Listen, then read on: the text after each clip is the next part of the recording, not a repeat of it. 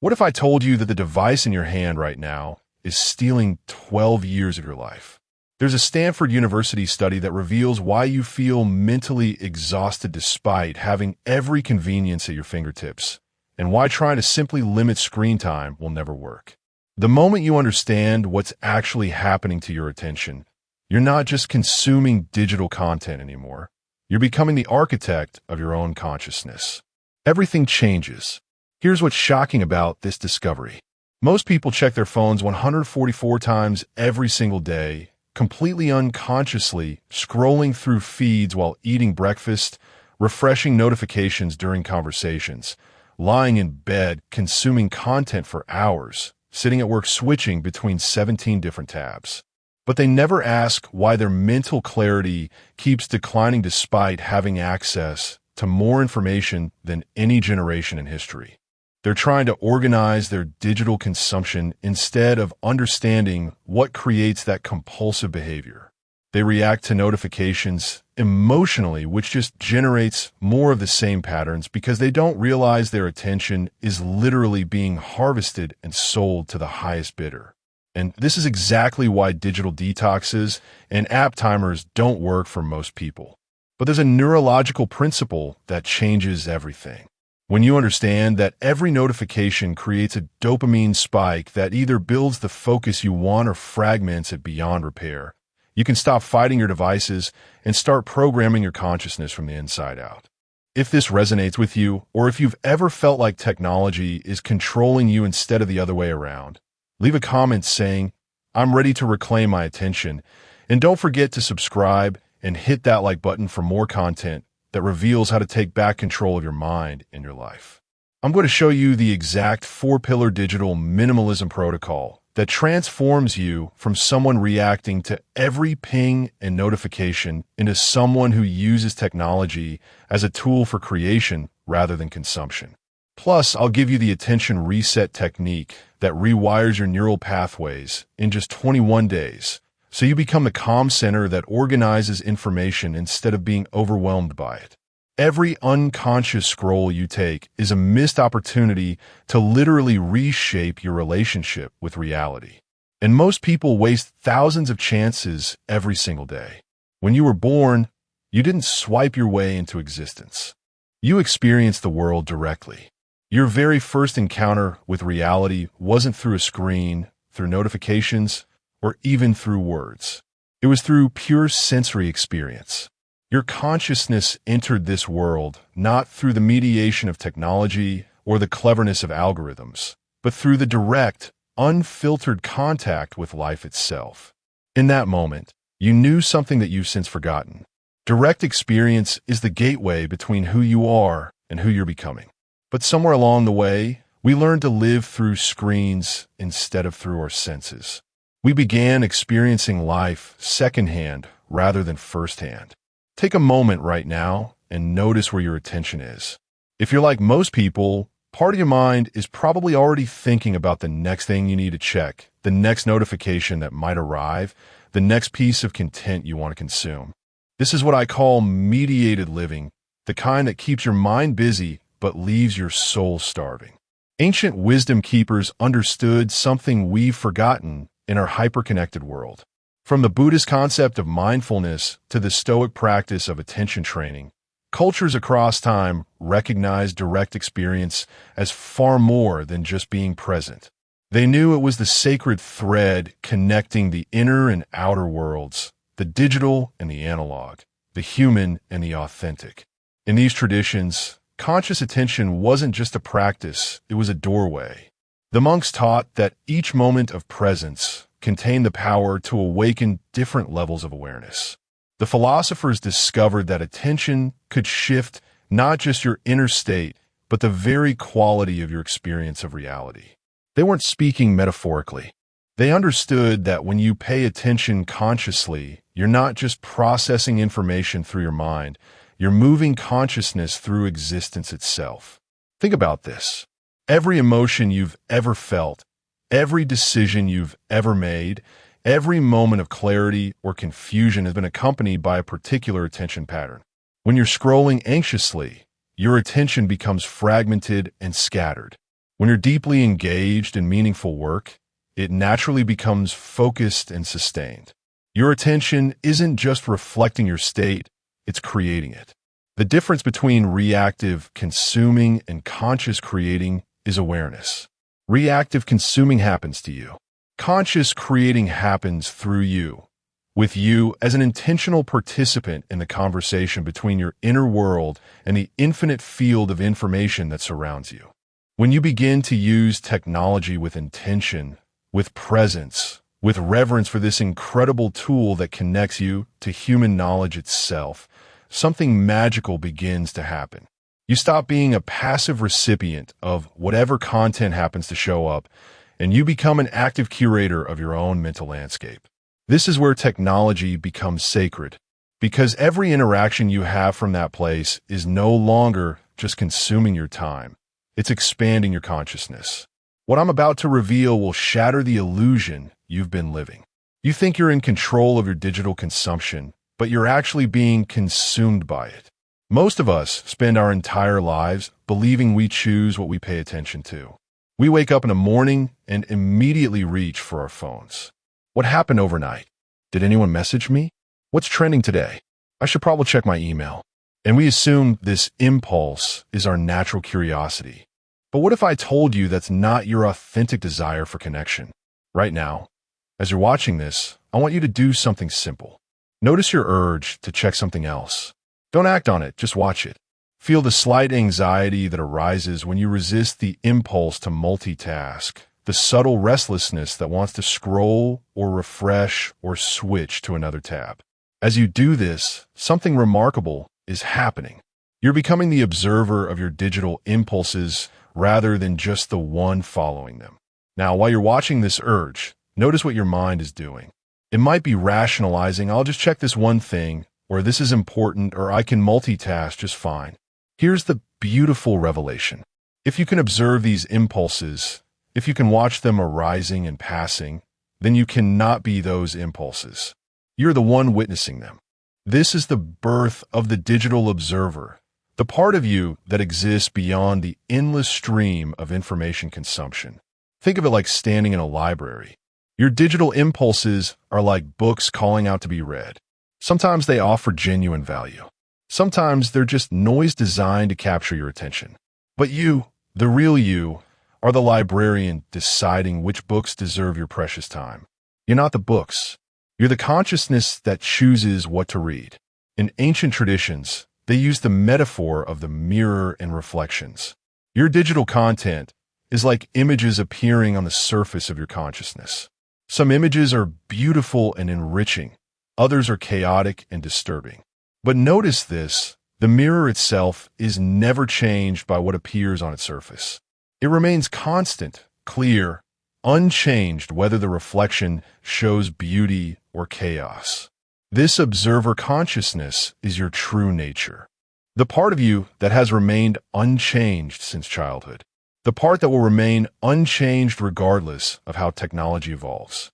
It's the witness, the awareness, the silent presence that has been watching your entire digital life unfold. Your reactive mind, that voice that never stops wanting the next piece of stimulation, wants you to believe it's in charge. It creates elaborate justifications for why you need to check just one more thing, why this notification might be important, why you can't afford to miss out.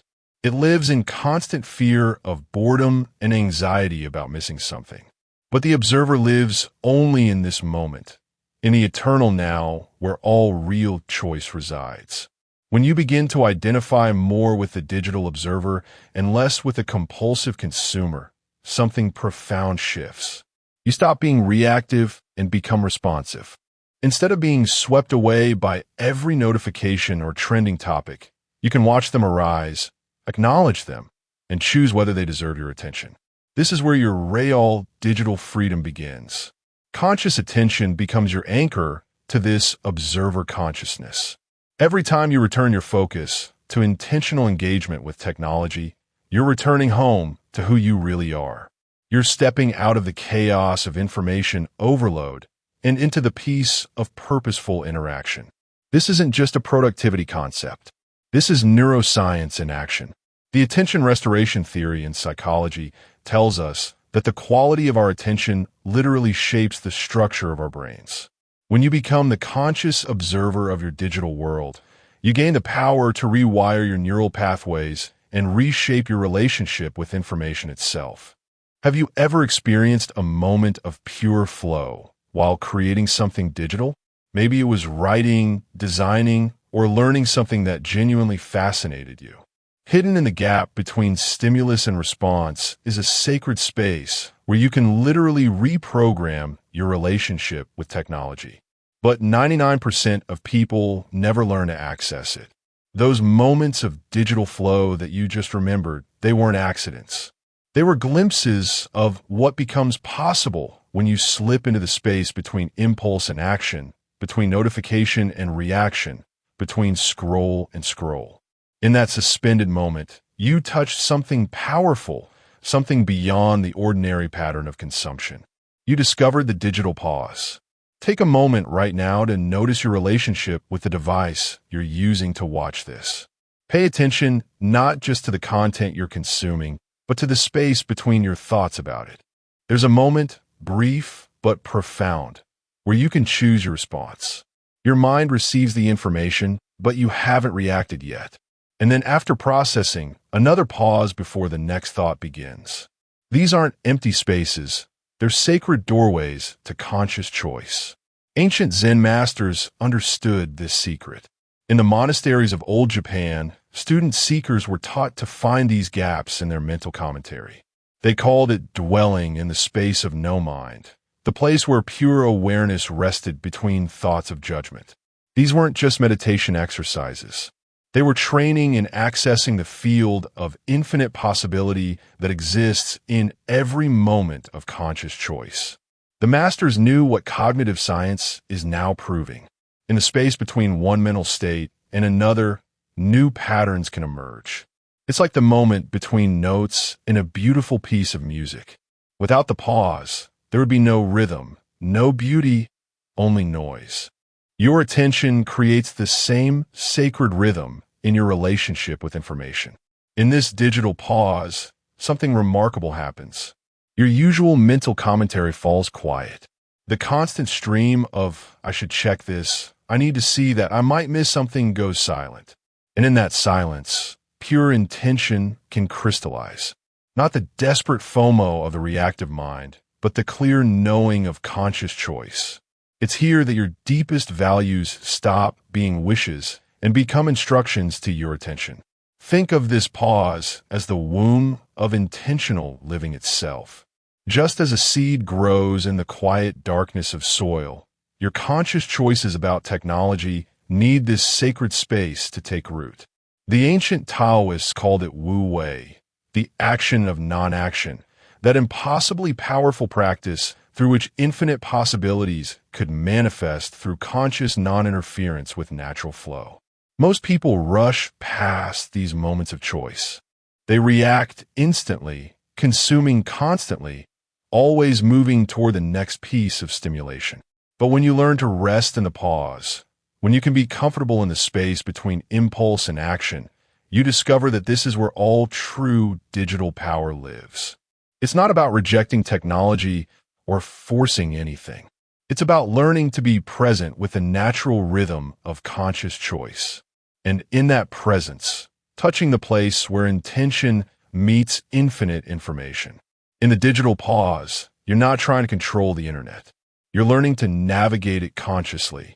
But accessing this digital pause is only the beginning. There's something deeper waiting to be awakened. Your brain has been shaped by technology in ways you've never realized, and those unconscious patterns are literally blocking your ability to think clearly, create meaningfully, or connect authentically. That deeper awakening I mentioned isn't found by getting the latest productivity app or following more digital gurus. It's discovered by traveling inward, by understanding how your neural pathways have been carved by years of reactive digital consumption. Just as ancient civilizations built magnificent libraries to house human knowledge, you too must construct an inner sanctuary, not with books and shelves, but with conscious attention and intentional information curation. Think about the great libraries of the world, the Library of Alexandria, the monasteries of medieval Europe, the sacred spaces where knowledge was preserved and wisdom was cultivated. These weren't built randomly. Every book was chosen with intention. Every section designed to enhance learning and understanding. Your mind is no different. It's already a library, but most of us have never learned to be its conscious librarian. The ancient Greeks understood this profoundly.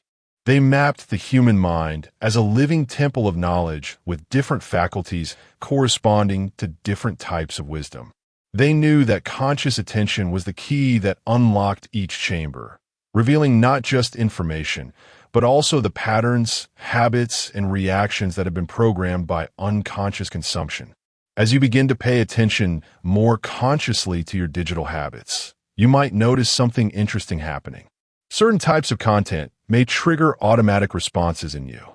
Social media might activate comparison and envy. News might trigger anxiety and helplessness. Endless entertainment might create a sense of emptiness despite the stimulation. Your phone might carry the weight of relationships you've been avoiding through digital distraction.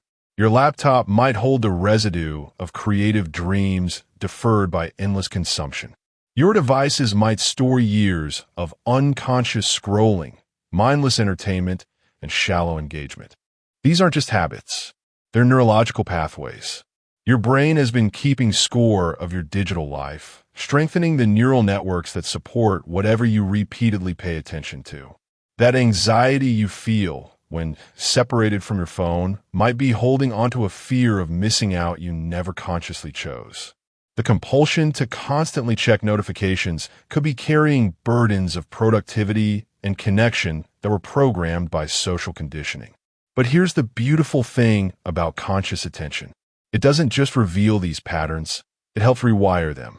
Each conscious choice about how you engage with technology is like gentle renovation work on your inner library, clearing out mental clutter, opening blocked pathways to creativity, restoring the natural flow of focus that wants to move through you. Imagine ascending slowly through the floors of your inner library with each intentional choice. As you consciously choose what content to consume, you're visiting the chamber of wisdom, the seat of discernment and conscious curation. As your attention moves into creating rather than just consuming, you're entering the chamber of authentic expression where your deepest creativity resides. With each conscious choice, you're not just changing your habits, you're purifying your mental space, blessing it with intention, reclaiming it from unconscious consumption. The Greeks built their temples to align with cosmic harmonies, creating structures that could channel higher wisdom into human form. Through conscious digital engagement, you're doing the same thing with your mind. You're aligning your information diet with the higher frequencies of creativity, wisdom, and authentic connection that want to flow through you. This isn't about perfecting your digital habits or forcing yourself to be different. It's about learning to inhabit your consciousness fully, to honor the intelligence that guides your authentic interests, and to clear the mental blocks that have been preventing your fullest creative expression. Once your inner library is consciously curated, something remarkable begins to happen to your entire relationship with information and the people around you. Science has proven that your digital habits create an energetic field that influences everyone in your environment, which means you're unconsciously affecting the attention and presence of everyone around you right now. That remarkable thing that begins to happen isn't just personal transformation. It's measurable social impact. Research from MIT Center for Collective Intelligence has shown that individual attention patterns create collective field effects that extend far beyond personal productivity. When your digital engagement is chaotic, scattered, or compulsive, that chaos influences the attention quality of everyone in your environment. But when your technology used becomes conscious, focused, and intentional, your presence becomes a source of clarity that others can actually feel.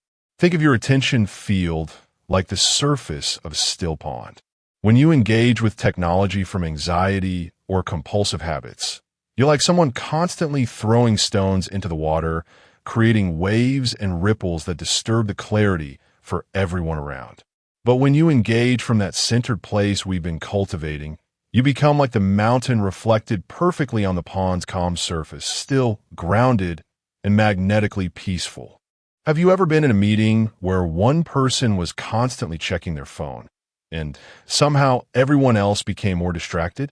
Have you ever noticed how certain people seem to carry focused presence with them wherever they go, while others seem to bring scattered energy? This isn't imagination. It's the attention field in action. We're constantly transmitting our internal relationship with information through the quality and intention of our digital engagement. And others are receiving these signals whether they realize it or not. Children are especially sensitive to these fields.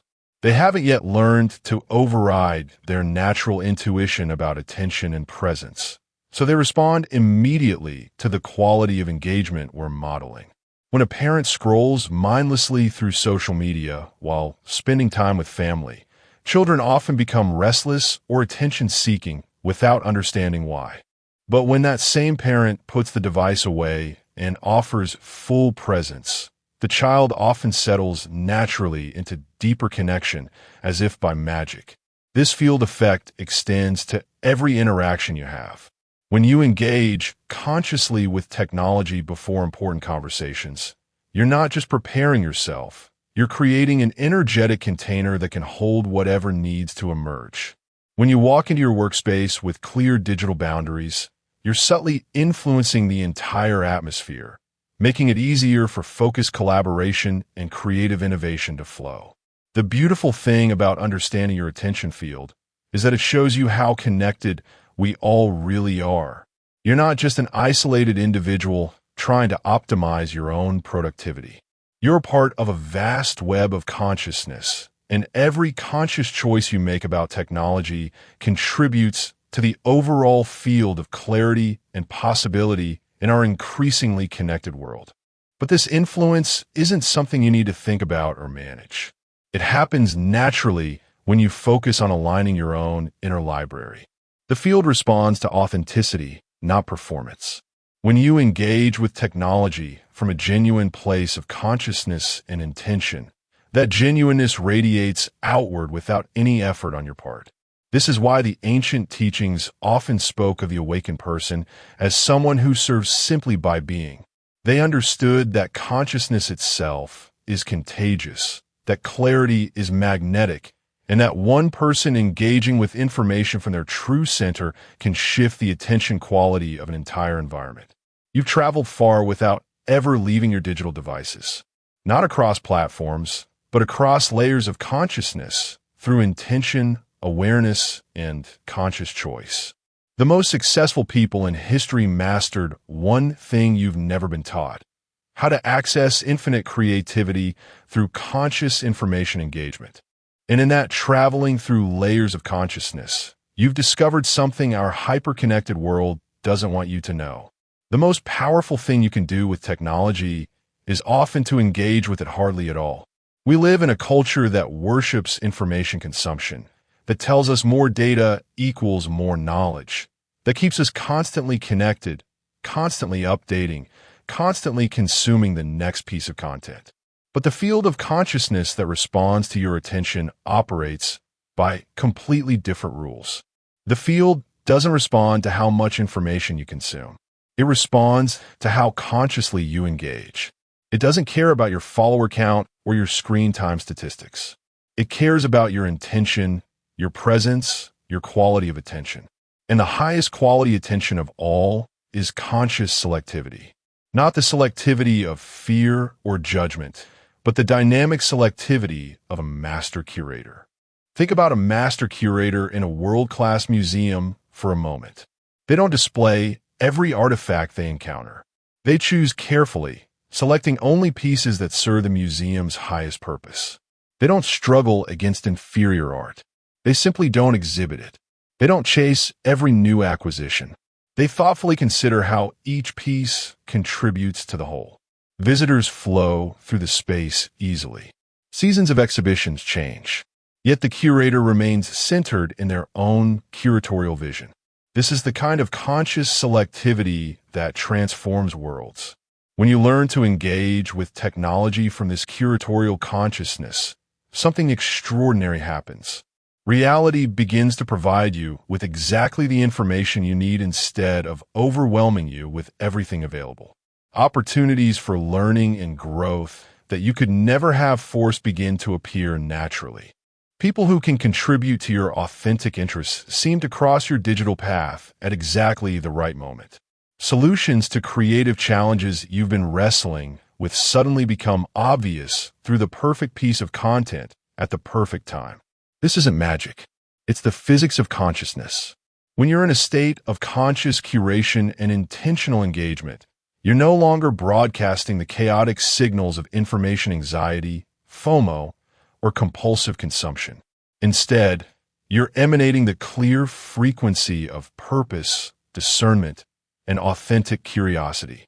The digital field responds to this clarity by organizing information to match your conscious intention. Consider the eye of a hurricane. All around it, information storms at overwhelming speeds. Content and notifications swirl in every direction. But at the very center is perfect clarity, perfect discernment. From that center, your entire relationship with information becomes organized and purposeful. This is the kind of conscious selectivity you can cultivate within yourself. Not the selectivity of someone who has given up on learning and growth, but the selectivity of someone who has learned to be the organizing principle of their own information diet. The difference between consumption and curation becomes crystal clear in this consciousness. Consumption tries to take in external information to fill internal emptiness. Curation allows internal clarity to attract external wisdom. Consumption is exhausting because you're fighting against the natural overwhelm of infinite information. Curation is effortless because you're cooperating with your authentic interests and values. When you engage with technology consciously, when you rest in the digital pause, when you inhabit your inner library fully, you're not trying to learn everything or stay updated on everything. You're allowing the perfect information to find you through your clear intention. You become a clear channel for the intelligence of collective human knowledge to express itself in your unique creative work. This doesn't mean becoming passive or disconnected. True conscious curation is incredibly alive, incredibly engaged. It's the engagement of a master gardener who tends their plot with complete attention while allowing the greater ecosystem to provide exactly what's needed. From this place, your digital interactions become effortless and incredibly enriching because they're arising from authentic curiosity rather than compulsive habit. Now, as we complete this journey together, take this consciousness with you. And now you return not to the person who is unconsciously consuming information, but to who you've always been beneath the digital noise. The conscious curator brought you here, and now it reveals the final truth. Selectivity is not the limitation of possibility. Selectivity is the activation of possibility. You've journeyed through the sacred nature of conscious technology use, discovering that those hundreds of daily digital interactions are not mere time fillers, but opportunities for conscious curation and authentic engagement. You've awakened the digital observer within, that eternal part of you that watches information like clouds passing across an infinite sky of consciousness. In the digital pause between stimulus and response, you found a sacred doorway where unconscious reaction transforms into conscious choice. Through building your inner library, you've learned that your mind is not just a repository for random information, but a living sanctuary capable of housing wisdom while offering pathways to creativity and authentic expression.